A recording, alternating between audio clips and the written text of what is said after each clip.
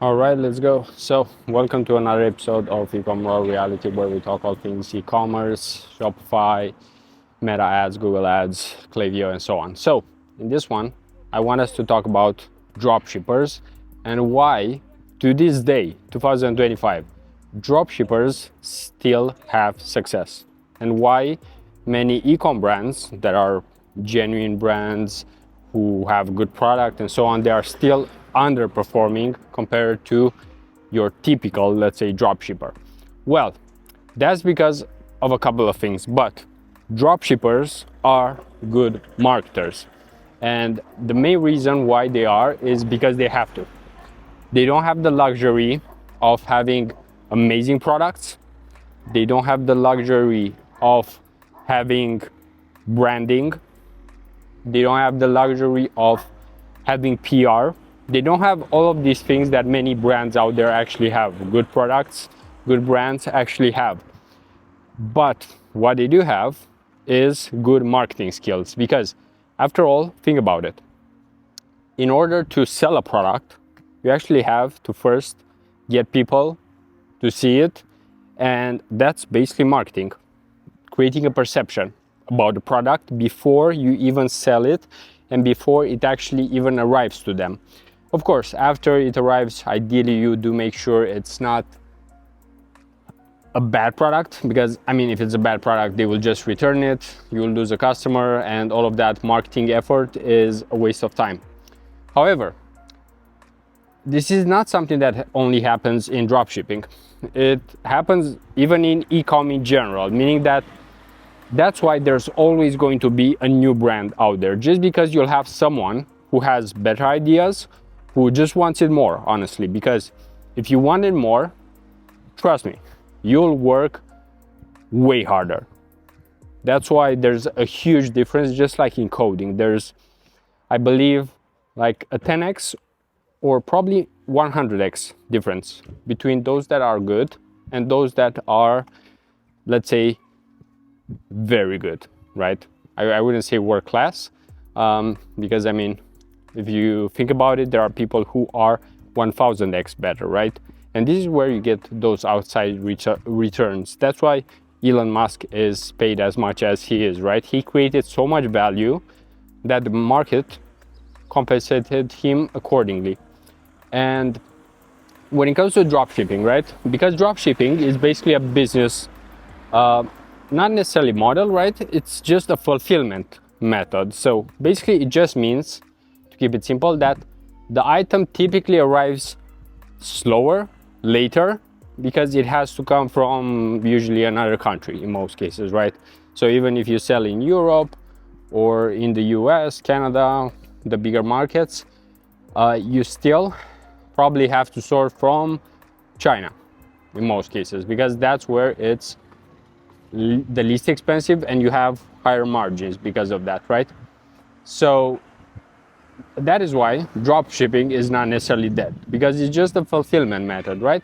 But until the fulfillment actually happens, you can still sell products. No one is stopping you from selling a product with amazing marketing. And this is where meta ads come into place. If you can create amazing meta ads, no one will stop you from selling on your website.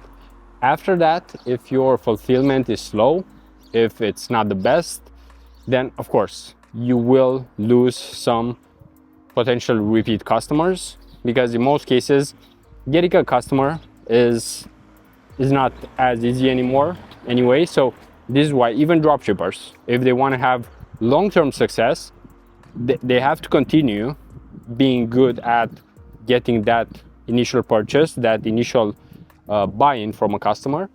But after that, they also need to get that customer to buy again and again and again, right? So this is where subscriptions come into place.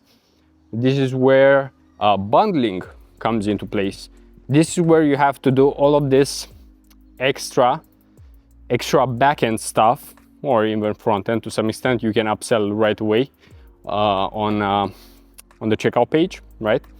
But that's why dropshipping is not dead, because you can still see videos of people doing it.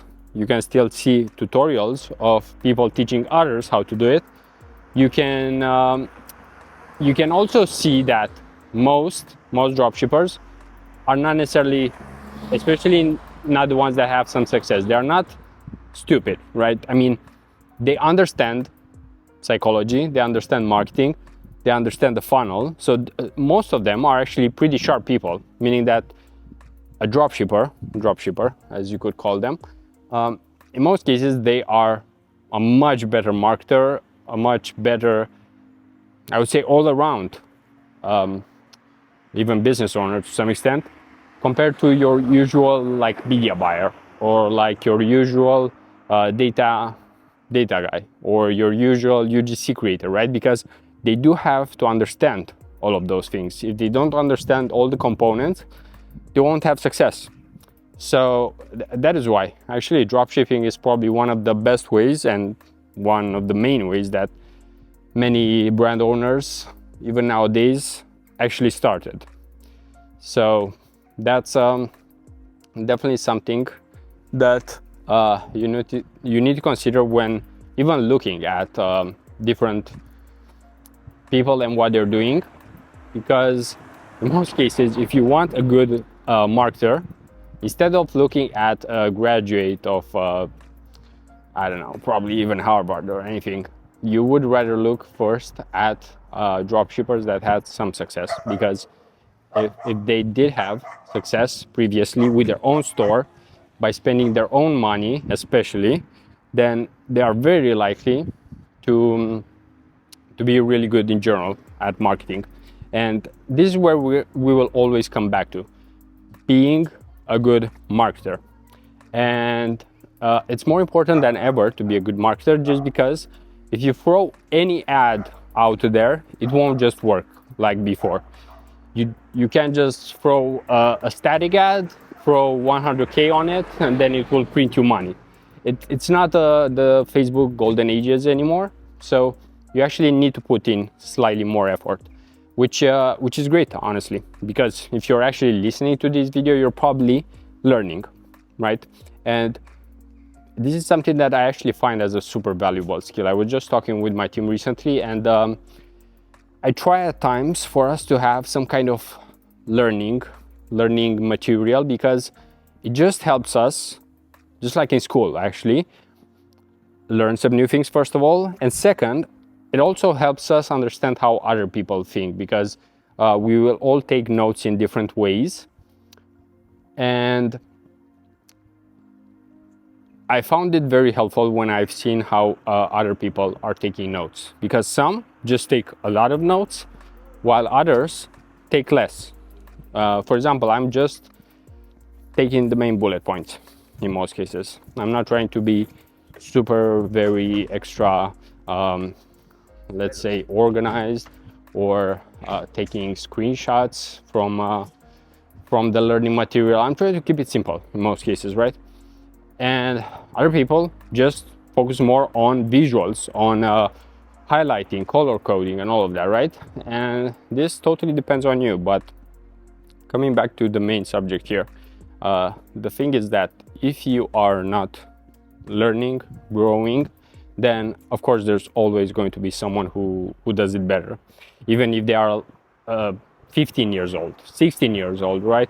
I've seen so many nowadays, youngsters just having amazing success. And if you think about it, it's not a surprise, because they are just learning faster, better.